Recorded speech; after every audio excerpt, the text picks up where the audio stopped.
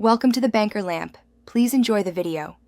Start by cleaning the shot, trim to the segment you'll track, then play a short loop to confirm consistent motion. You want clear contrast between the target and background so the tracker has reliable pixels. If the footage jitters, stabilize first. Once done, choose your workspace, Fusion for planar or the color tracker for quick point tracking. Make sure cache is enabled and playback set to 1/2 or 1/4 so you see tracking results in real time. Now perform the actual tracking. On the color page, add a window around the object and activate the tracker. Set a clean reference frame, expand the search area slightly, and track forward and back. In Fusion, insert a tracker or planar tracker node, draw a precise sample region or planar polygon, then track with perspective enabled if needed.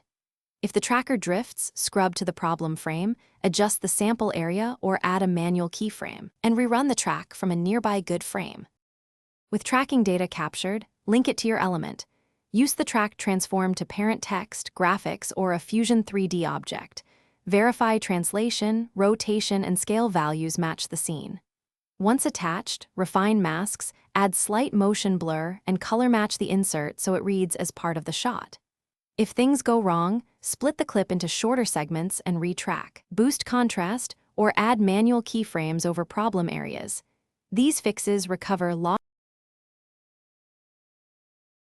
Thanks for watching. If this was helpful, leave a like and consider subscribing. See you next time.